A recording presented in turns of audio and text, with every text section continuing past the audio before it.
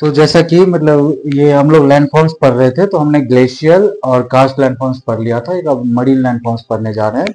ये आपका coastal geomorphology का पार्ट है। ओशियोनोग्राफी में हम लोग रिपीट करेंगे इसको थोड़ा सा, और ज्यादातर मेजर पोर्शन हम लोग यहाँ कवर कर लेते हैं ताकि वहां पे थोड़ा सा इजी हो जाए। ठीक है, और जो बचेगा वो वहां पे देखा जाएगा, जैसे ओशियनिक करंट सब वहां बताया जाएगा आपको। तो अब इसमें सबसे पहले चलते हैं हम लोग। देखिए, मरीन लैंडफॉर्म्स मतलब ये सी और ओशियंस की स्टडी है। ये उनके में मतलब ये सी और ओशियंस में किस तरह के लैंडफॉर्म्स बनते हैं, बाय इरोजनल एक्टिविटीज और बाय डिपोजिशनल एक्टिविटीज। तो मेजर पोर्शन उसी से पढ़ेंगे हम लोग। अब इसके बाद पहले सी वेव का थोड़ा सा इंट्रोडक्शन टाइप का देख लीजिए। एजेंट जो होते हैं सी वेव्स में इरोजन के लिए, उसमें आपका सी वेव्स हो गए, ओशियनिक करंट होता है, टाइडल वेव्स होता है, सुनामीज हो गए। लेकिन इसमें सुनामी भी आपका सी वेव के थ्रू ही, अगर लार्ज सी वेव्स बनते हैं सुनामी होता है अर्थक्वेक के बाद। सी वेव जो है सबसे पावरफुल एजेंट होता है इसमें इरोजन का। ठीक है, सी वेव्स क्या होता है आपका, undulation of sea water characterized by well developed crest and trough. Crest and trough जो है सो अगर वेव के फॉर्मेशन होते हैं ना, वेव फॉर्मेशन आप ऐसे समझो कि मतलब मान लीजिए कि इस तरह से पानी में अगर वेव बन रहा है ना, तो इसको हम लोग कहते हैं अंडुलेशन ऑफ सी वेव्स। ठीक है, ये जो है ना अपर पार्ट जो है आपका, ये अपर पार्ट जो है इसको कहते हैं क्रेस्ट, और ये जो लोअर पार्ट है ना इसको कहते हैं ट्रफ। ठीक है, तो यही है आपका वेव का फॉर्मेशन में। तो यही मतलब अब ये वेव जनरेट क्यों होता है, तो जब बहुत तेज हवाएं चलती है ना, तो विंड का जो मतलब वो कांटेक्ट है ना, वो सी वाटर के सरफेस से होता है, और वो विंड जो है वो उस पर फ्रिक्शनल फोर्स अप्लाई करती है, जिसके बाद जो है सो आपका मतलब कि ये वेव जो है सो मूव करना स्टार्ट करता है। दूसरा, विंड क्यों आपका सी वाटर को मतलब ड्रिफ्ट करती है आपका, किस तरह से, ये एक मतलब करंट का भी एग्जांपल है कि ओशन में करंट क्यों होते हैं। तो रीजन उसका यही है, करंट मतलब इलेक्ट्रिसिटी वाला करंट नहीं, मतलब फ्लो वाला करंट। फ्लो क्या होता है ना, जैसे फॉर एग्जांपल रिवर सब जो आपका बहुत तेजी से जो फ्लो करती हैं, उसमें क्या होता है मतलब कि अपर वाटर सरफेस पे भी मतलब आपका वाटर जो है सो फ्लो कर रहा है, और नीचे में भी फ्लो करते हैं, जिसको हम लोग करंट कहते हैं। ठीक है, तो वो सब बाद में पढ़ेंगे। अभी आप देख लीजिए कि ओशियन वाटर में जो करंट होता है वो आपका अर्थ के रोटेशन की वजह से होता है। अर्थ पता है बहुत तेज स्पीड से घूमती है, और मतलब घूमने की वजह से जो सी वाटर है ना वो ड्रिफ्ट करता है आपका। ठीक है, तो उसकी वजह से आपका कि विंड बहुत तेज फ्लो करती है, और वाटर के कांटेक्ट में आने पे फ्रिक्शनल फोर्स अप्लाई होता है, और सी वेव जो है सो फॉर्म होता है। तो वही मैंने लिखा है कि waves are generated by wind friction with water surface. अब इसमें स्वेल्स क्या होता है वो समझिए। तो जहां से वेव जो ओरिजिनेट होता है ना, ओरिजिन जो है आपका अंडुलेशन सी वाटर का, सी वेव्स का, उसको हम लोग स्वेल्स कहते हैं। ठीक है, इसमें आपका low broad regular and rounded region जो है, और ट्रक्स ऑफ वाटर। ठीक है, तो इसको कहते हैं, देखिए ये जो है ना ये हाइट है आपका, ये जो है ना ये हाइट है, इसको कहते हैं हम लोग हाइट। ठीक है, ये मतलब आपका जितना ज्यादा होगा उतना ज्यादा क्या होगा आपका कि मतलब स्ट्रॉन्ग वेव्स बनेगा। ठीक है, याद रखिएगा। उसके बाद देखिए इसमें मतलब कि कुछ हम लोग टर्म मतलब दे रहे हैं। तो वेवलेंथ क्या होता है, वेवलेंथ होता है ना दो क्रेस्ट के बीच का जो डिस्टेंस होता है, या दो ट्रफ के बीच का जो डिस्टेंस होता है, वो आपका वेवलेंथ होता है। ठीक है, फ्रीक्वेंसी होता है कि एक सेकंड के अंदर, वन यूनिट टाइम में, यूनिट टाइम मतलब टाइम का ऐसा यूनिट आपका सेकंड है, तो एक सेकंड में कितने मतलब जो है सो वेव का फॉर्मेशन हो रहा है, कितना डिस्टेंस ट्रेवल हो जा रहा है। ठीक है, तो उसको हम लोग फ्रीक्वेंसी कहते हैं पर सेकंड। ठीक है, वेव पीरियड क्या होता है आपका कि एक कंप्लीट वेव बनाने में कितना टाइम लग रहा है आपका। ठीक है, ऐसे समझिए कि मतलब कि इस तरह से। ठीक है, तो यहां से यहां तक आपका फॉर्मेशन होने में कितना टाइम लग रहा है, उसको वेव पीरियड कहते हैं। क्रस्ट ट्रफ मैंने बता ही दिया, अपर जो आपका लिमिट है उसको क्रस्ट कहते हैं, नीचे साइड वाला जो है उसको ट्रफ कहते हैं। वेव वेलोसिटी होती है आपका कि वेव जो है वो आपका किस स्पीड से आगे बढ़ते चला जा रहा है। याद रखिएगा कि ज्यादा बड़ा वेवलेंथ तो मतलब आपका वेव वेलोसिटी भी क्या होगा आपका इंक्रीज होगा, और वेवलेंथ अगर बढ़ेगा तो फ्रीक्वेंसी आपकी कम हो जाएगी। ठीक है, याद रखिए वेवलेंथ अगर बड़ा होगा तो फ्रीक्वेंसी कम हो जाती है, और मतलब कि अगर वेवलेंथ कम होगा तो फ्रीक्वेंसी स्ट्रांग हो जाती है, मतलब ज्यादा हो जाती है। अब इसके बाद देखिए कि मतलब सी वेव जो है ना उसकी हाइट जो है, ये जो हाइट है ना वो किन बातों पे डिपेंड करता है, तो ये डिपेंड करता है कि विंड का डायरेक्शन एक ही डायरेक्शन में है कि नहीं, मतलब कि किस डायरेक्शन में मतलब ब्लो कर रहा है आपका, और वो एक ही डायरेक्शन में है कि नहीं। क्योंकि अगर इधर से भी विंड जाएगा और थोड़ी देर बाद इधर से भी, तो आपका क्या होगा, वाटर के वेव्स को मतलब रोकने की कोशिश करेगा, फ्रिक्शन तो दोनों साइड से अप्लाई होगा ना, तो इसकी वजह से। तो ड्यूरेशन ऑफ विंड जो है सो आपका एक ही डायरेक्शन में कितनी देर जाता है उस पर आपका डिपेंड करता है ये। दूसरा विंड की स्पीड कितनी है, ठीक है, और तीसरा आपका कि सरफेस एरिया कितना कांटेक्ट में आ रहा है। ये एक्सटेंट ऑफ टच का मतलब याद रखिए कि कितना ज्यादा सी वाटर जो है सो एक्सटेंट मतलब कि सरफेस पे विंड अप्लाई हो रहा है। अगर जितना ज्यादा मतलब कि सरफेस होगा और विंड की स्पीड भी ज्यादा होगी तो उतना बड़ा वेव आपका फॉर्मेशन होगा। स्टीप वेव्स क्या होता है आपका, जिसका वेवलेंथ छोटा होता है। वेवलेंथ छोटा होगा तो फ्रीक्वेंसी ज्यादा होगा, तो आपका greater Heights decay more rapidly while moving away from generating area, while waves with longer wavelength and lower heights radiates for thousands of kilometers across oceans। ठीक है, तो ये याद रखिएगा, ये स्टीप वेव्स होता है। अब इसके बाद हम लोग चलते हैं ब्रेकर। ब्रेकर क्या होता है, तो जब सी वेव जो है ना कोस्टल एरियाज में आता है तो उसका जो मतलब वेव का जो क्रेस्ट पार्ट है, ऐसा ट्रफ पार्ट है ना नीचे वाला पार्ट, वो उस मतलब कि लैंड से मतलब कांटेक्ट रहता है। ऐसे समझो कि जैसे फॉर एग्जांपल मान लीजिए कि ये ऐसा मान लीजिए कि ये आपका मतलब कि लैंड का ये जो है तो आपका क्रस्ट है, ऐसे मतलब कि लैंड है आपका, ठीक है। अब यहाँ पे आपका पूरा यहाँ तक मान लीजिए कि सी है टोटल, तो देखिए ये आपका मतलब कि यहाँ पे रखिए मान लीजिए लो टाइड, यहाँ पे क्या होता है लो टाइड, ऊपर में क्या आपका हाई टाइड, ठीक है, याद रखिएगा। अब इसमें क्या होता है, ये पूरा शोर लाइन होता है जहां पे लैंड और वाटर का कनेक्शन होता है ना, डिमार्केशन बाउंड्रीज आप कह सकते हो। एक मतलब एक तो आपका ऐसा जगह होगा ना जहाँ पे जैसे हम लोग रिवर में ही जाते हैं तो देखिए है ना स्लोप ऐसा ऐसा कर ऐसा होता है, फिर प्लेन हो जाता है, ठीक है, और फिर जो है सो फिर ऐसे होता है। तो मतलब कि ये जो बीच वाला पार्ट है मतलब ओशियन वाला इक्वली वाला पार्ट, वो तो आपका है ही, ओशियन का अपना है। अब बाकी जो आपका लैंड जो आपका फॉर्मेशन उसने इरोजन की वजह से उसको बनाया हुआ है, उसको शोर लाइन कहते हैं हम लोग, डिमार्केशन बाउंड्रीज बिटवीन लैंड और मतलब कि सी। तो ये तो देखिए इसमें क्या था, इसको शोर लाइन कहते हैं। अब यहां से आगे तो सी अपना पूरा मतलब डेप्थ के साथ है ना, पूरा पावरफुल है ना सी, तो इसको शोर लाइन जहां से लैंड भी कनेक्टेड है सी के साथ उसको कहते हैं शोर लाइन। शोर लाइन में मतलब देखिए इसमें अब इसको क्या कहेंगे, बैक शोर, ठीक है, उसको फॉरवर्ड से शोर या फॉर शोर है ना। अब इसमें क्या हम लोग बता रहे थे कि मतलब इसमें जब आपका ये सी वाटर कोस्टल एरियाज में आएगा तो कोस्टल एरियाज में आने के बाद इसका जो क्रेस्ट पार्ट ट्रफ पार्ट था नीचे वाला पार्ट, वो क्या होगा आपका, वो मतलब कि सिकुड़ता चला जाएगा, छोटा होते चला जाएगा, जिसकी वजह से सी वेव जो है ना ब्रेक कर जाता है और उसी को हम लोग कहते हैं ब्रेकर। तो इसमें क्या बोल रहा है आपका कि when waves approach to coastal area it decreases while wave heights increases such an extent that the crest of the wave topples over and the wave is transformed into breaker which can collapse। ठीक है, ये last में bring हो मतलब ये break हो जाता है। ब्रेकर तीन तरह के होते हैं, ठीक है, स्पिलिंग और मतलब ये पता है आपको स्प्लैश किसको कहते हैं, स्प्लैश मतलब टर्बुलेंट ऑफ वाटर जो होता है, तो स्प्लैश भी होता है और आपका सर्ज भी, सर्ज मतलब बड़ा हो जाना, देखिए अभी आगे बताएंगे। तो स्पिलिंग क्या होता है, water does not fall but regularly spills down the front to sea waves and forms prominent forming coast. इसमें ना जो पहला वाला जो मैंने अभी आपको बताया कि जो ट्रफ है ना वो पार्ट जब मतलब कि लैंड से मतलब कि अटैच होता है, टच होता है, तो वो जो है ना कोलैप्स कर जाता है और पानी जो है ना ऊपर वेव जो है ऊपर की तरफ बनता है, जिससे हाइट जो है ना वो बड़ी हो जाती है, बड़ी हो जाती है और ट्रफ जो है वो सिकुड़ता चला जाता है, तो धीरे धीरे आपका इंड हो जाता है। तो इस तरह से अगर इंड हो तो उसको स्पिलिंग कहते हैं, फैल जाना, ट्रफ का फैल जाना, पानी को फैलना। प्लंजिंग क्या होता है आपका, प्लंजिंग होता है उस एरिया को आप डुबा दीजिए, फिर आपका यहाँ पे जो मतलब कि वेव क्रेस्ट वेलोसिटी है ना वो आपका बढ़ जाता है, वेव क्रेस्ट वेलोसिटी जो है वो इंक्रीज कर जाता है, किससे, तो वेलोसिटी ऑफ वेव बॉडी से, ठीक है।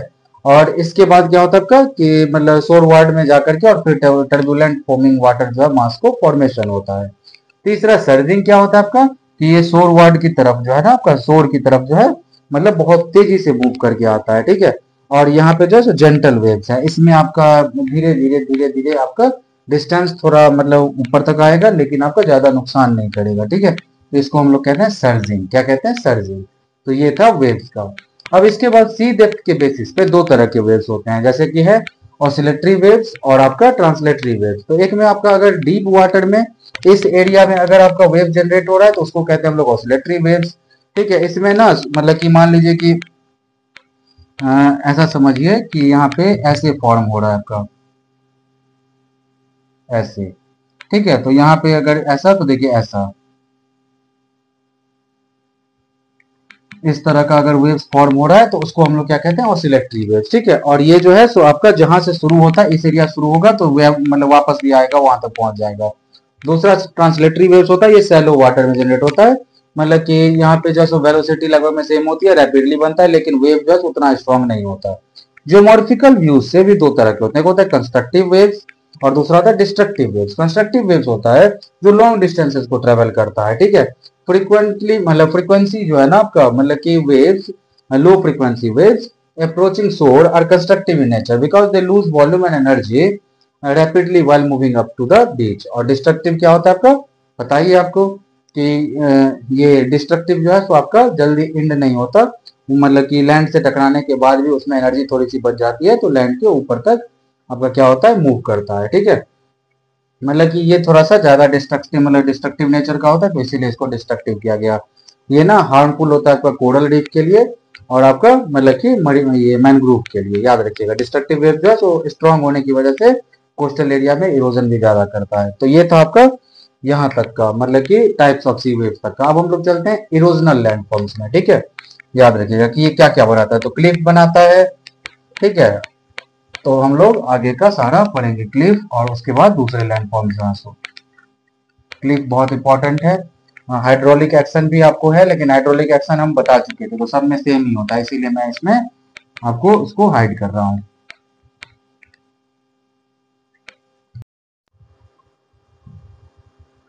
मरीन इरोजनल लैंडफॉर्म्स के बारे में पढ़ें, फिर ट्रांसपोर्टेशन और डिपोजिशन पढ़ेंगे। तो देखिए क्या होता है आपका कि क्लिफ जो है ना आपका, क्लिफ मतलब ये होता है आपका, मान लीजिए कि ये जैसे कोई सी का पार्ट है।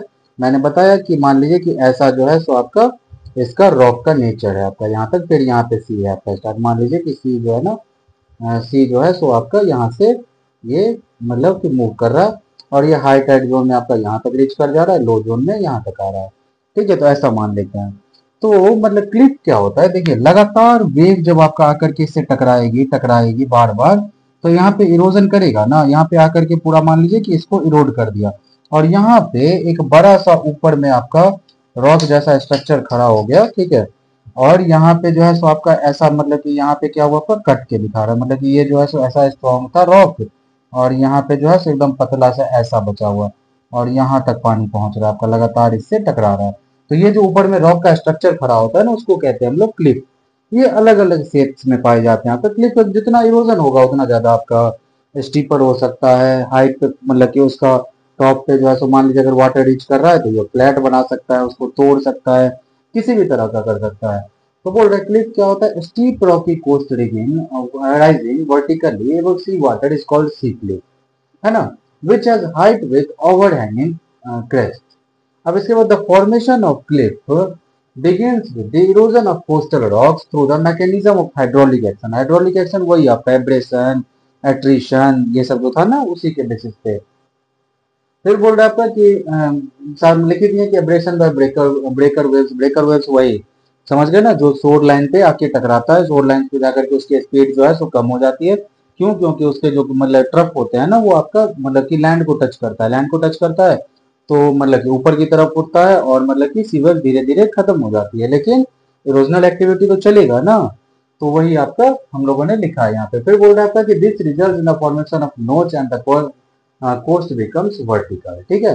तो याद रखिएगा ये मतलब कि ये वर्टिकल आपका ये खड़ा दिखता है हमें, ठीक है, सी के पास में मतलब कि सी के बीच में, मतलब कि ये कोस्टल एरिया में या बीच बीच में भी आप जो देखोगे कि बड़े बड़े रॉक्स खड़े हैं वो सारे के यहाँ पर क्लिप होते हैं।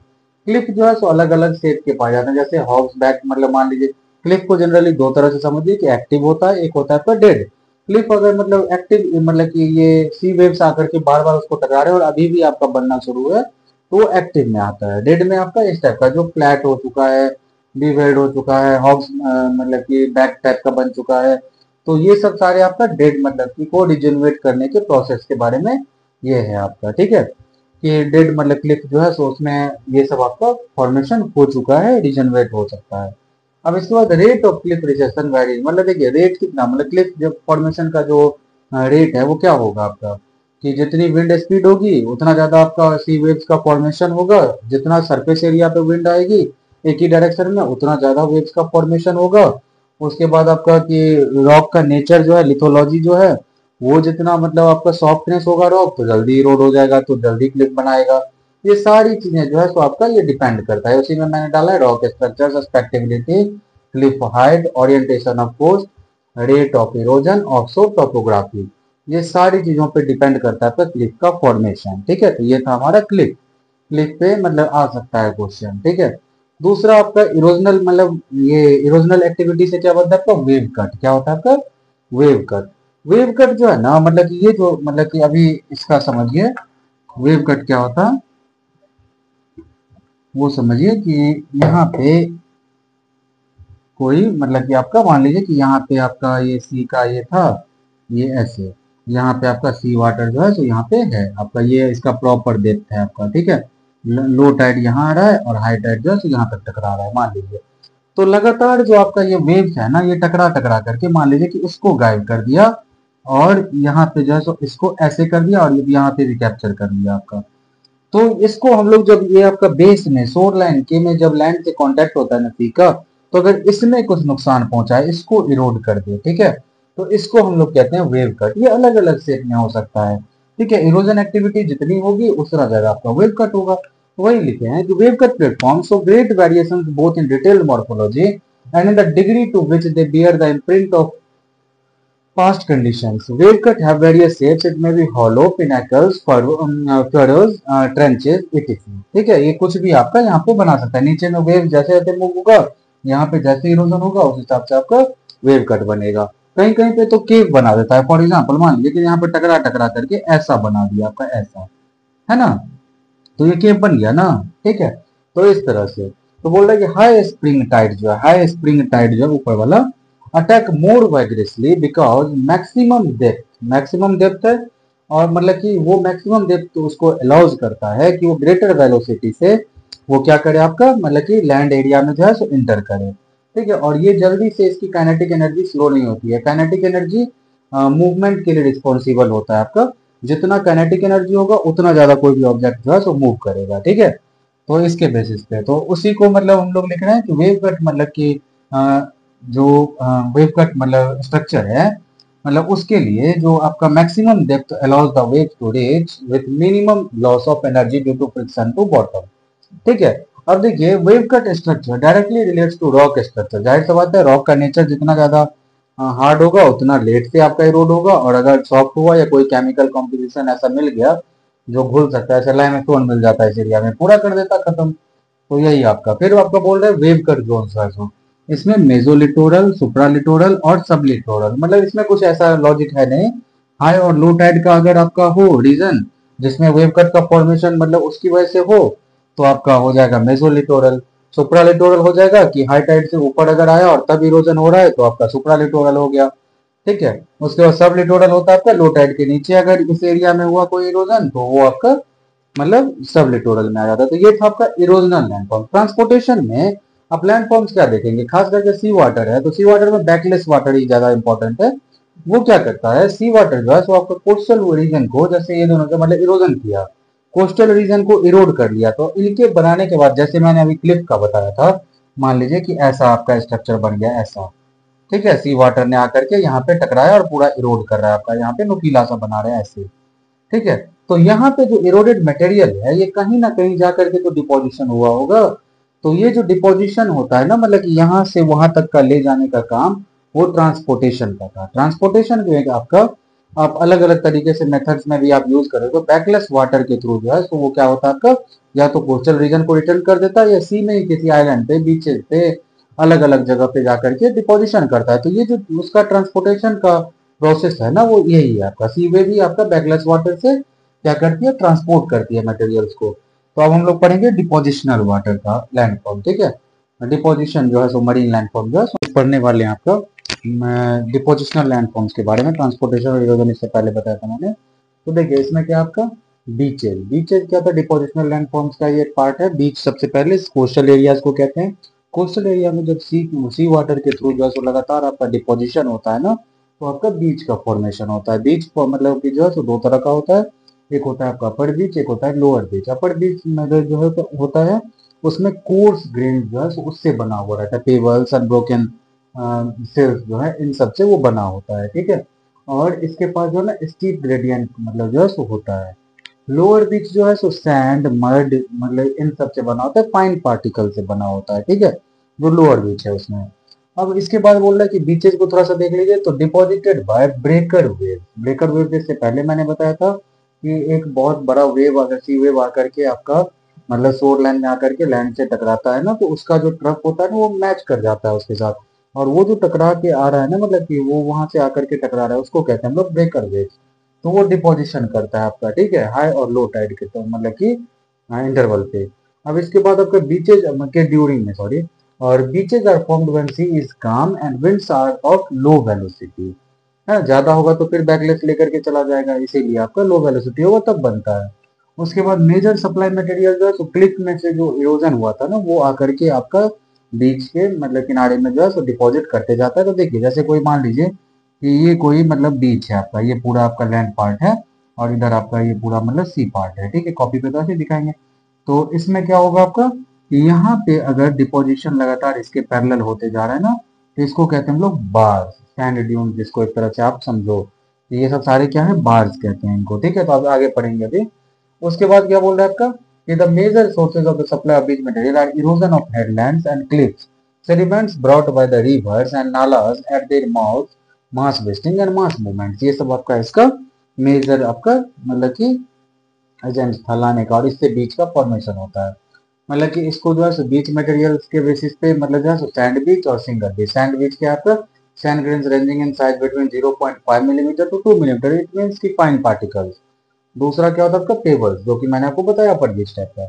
Regular increase in the width of sea beaches जो है, सो आपका इसको कहते हैं हम लोग प्रोग्रेडेशन। और मतलब अगर आपका डिक्रीज हो रहा है, मतलब कि सी बीच का साइज डिक्रीज हो रहा है, तो उसको कहते हैं रेट्रोग्रेडेशन, ठीक है, मतलब कि या रीग्रेडेशन आप कह सकते हो उसको, ठीक है। अब इसके बाद देखिए इसके जो और अदर लैंडफॉर्म्स हैं उसमें आपका होता है बार एंड बैरियर्स। जब आपका रिवर्स, रीजेस, एम्बैंकमेंट्स और मुड्स जो होता है, वो मतलब कि सैंड का सेडिमेंटेशन करता है along the parallel of the beach, ठीक है, और ये कोस्टल एरियाज में आकर के, तो उसको हम लोग कहते हैं बार। क्या कहते हैं, बार कहते हैं, ठीक है, शोर लाइन के मतलब पास में होता है ये ज्यादातर। अब इसके बाद अगर मतलब कि लार्जर फॉर्म्स ऑफ बार है, तो उसको हम लोग कहते हैं बैरियर्स। वही बोल रहा है कि the formation of bar and barriers starts with the development of shoals due to deposition of sands. This shoals grew in height by addition of sediments until they appear above sea level।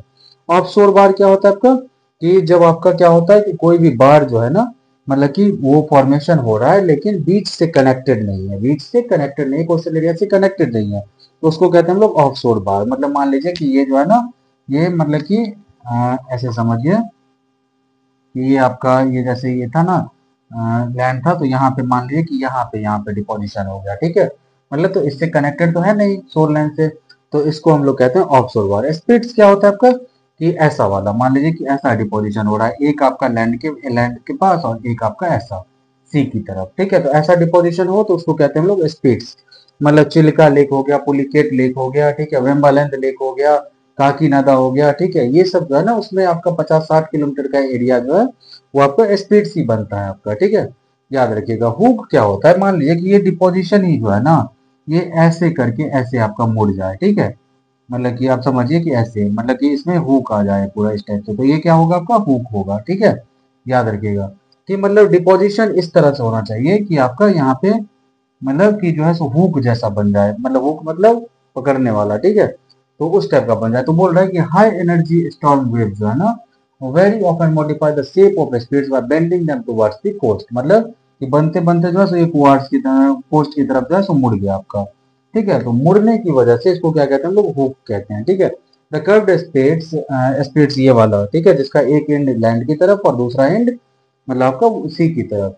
तो बोल रहा है कि speeds were bending them towards the coast, मतलब कि यहाँ से देखिए लैंड से कनेक्ट हुआ फिर सी की तरफ गया और फिर वापस आ रहा है, तो इसीलिए बोल रहा है the curved speeds assume the shape of hook and thus such speeds are called hooked speeds, ठीक है।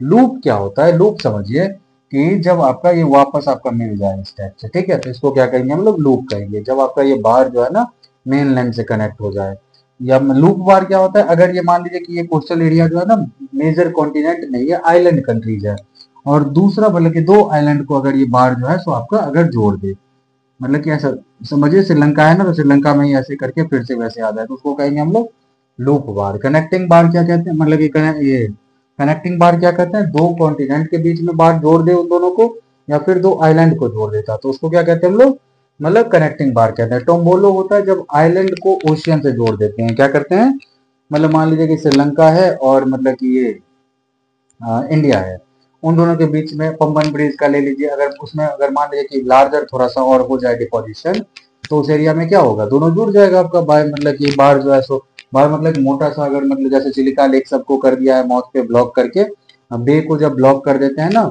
सी के माउथ पे, तो एक बड़ा सा लेक बन जाता है, तो जिसको हम लोग क्या करते हैं आपका, जिसको क्या कहते हैं, लगून कहते हैं। तो अगर वैसा मान लीजिए कि मतलब कि वो जो लगून का और सी को अलग, ये लेक और सी को अलग करने के लिए बीच में जो ब्रिज जैसा बना हुआ है वो बाहर, वो अगर हमारे उस श्रीलंका और इंडिया के बीच में बन जाए तो हम उसको क्या कहेंगे आपका, टम्बोलो। ठीक है। अब इसके बाद विंड हेडलैंड क्या होता है आपका, जब आपका कोई बाढ़ और पेबल्स जग या कवर्स जो है, तो आपका हेडलैंड के दोनों साइड में से कहीं भी बनता है तो उसको कहते हैं हम लोग, मतलब विंड हेडलैंड। ठीक है। लगून मैंने समझा ही दिया कि मान लीजिए कि कोई सी वाटर था, लगातार इरोजन की वजह से, ऐसे समझिए कि ये कोई, ये मतलब कि अ, जैसे इंडिया है आपका यहाँ पे, ठीक है, तो ये आपका बे ऑफ बंगाल है, यहाँ पे ये आकर के इरोजन करके और यहाँ पे ऐसे आपका वापस जा रहा था। अब यहाँ पे क्या हुआ, धीरे धीरे डिपोजिशन बढ़ते गया और ये आपका लेक बन गया। ठीक है। तो ये लेक क्या बन गया आपका, लगून बन गया, लगून कहते हैं इसको। अब लगून जो है सो आपका चिलिका लेक हो गया, उसके बाद पुलिकेट लेक हो गया, ये सब बे ऑफ बंगाल के पास जो है सो लोकेटेड है आपका। ठीक है। चिलिका लेक उड़ीसा में है, याद रखिएगा। ठीक है, बहुत इंपॉर्टेंट है, आगे बताएंगे जब ज्योग्राफी ऑफ इंडिया बताएंगे ना, तो उसमें सारे माउंटेन्स और सारे लेक के बारे में हम लोग पढ़ेंगे। तो ये था आपका डिपोजिशनल लैंडफॉर्म्स मरीन की रिस्पेक्ट में। ठीक है। चलिए अब आगे का जो है सोशियोनोग्राफी में देख लेंगे हम लोग। चलिए, थैंक यू।